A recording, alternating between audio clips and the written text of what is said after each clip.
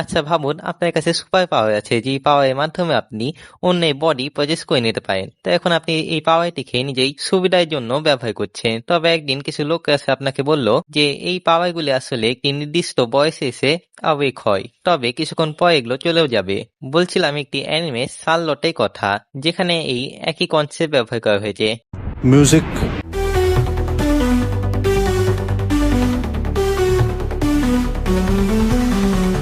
তো এই অ্যানিমেতে আমাদের মেন ক্যারেক্টারের কাছে এই পাওয়ারটি আছে যে সে অন্যের বডি পজেস করে নিতে পারে।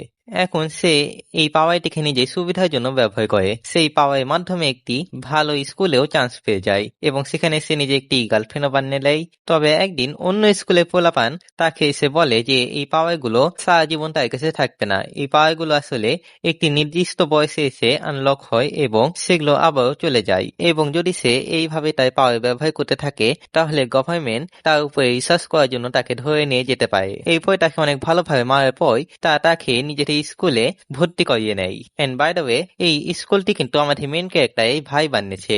ইয়েস, আমাদের মেন ক্যারেক্টার একটি বড় ভাই আছে। তবে এখানে আমাদের মেন ক্যারেক্টার এবং মেন ক্যারেক্টারের বোন কেউ এই ব্যাপারে জানে না যে তাদের একটি বড় ভাইও আছে।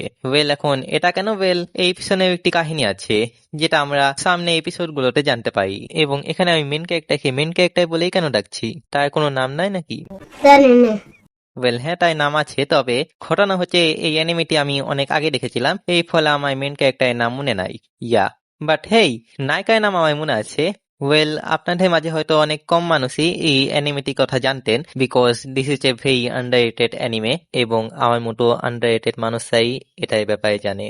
এই অ্যানিমেটি অত বেশি লং না। এই অ্যানিমে একটি সিজনে 12টি এপিসোড আছে। তবে ছোট হওয়া সত্ত্বেও কিন্তু এই অ্যানিমেটা আমার কাছে কিন্তু বেশ ভালোই লেগেছে। আপনারাও ট্রাই করতে পারেন যদি আপনি শর্ট টাইমে বিনোদন নিতে চান। তো ওয়েল, এই অ্যানিমেতে সুপার পাওয়ার আলা মানুষ আছে ঠিকই, তবে এই অ্যানিমেতে তেমন কোনো ফাইট সিকোয়েন্স নেই। But still this anime is good, you can try it. এবং ভিডিওটি এখানেই শেষ করছি। অত বেশি লং ভিডিও আজ বানাচ্ছি না, বিকজ আমার এক্সাম চলছে। এনিওয়ে, যদি ভিডিওটি ভালো লেগে থাকে তাহলে লাইক করবেন, শেয়ার করবেন এবং চ্যানেলে নতুন হলে সাবস্ক্রাইব করে পাশে থাকা বেল আইকনটি অন করে দিবেন। দেখা হচ্ছে পরের বার। আল্লাহ হাফিজ।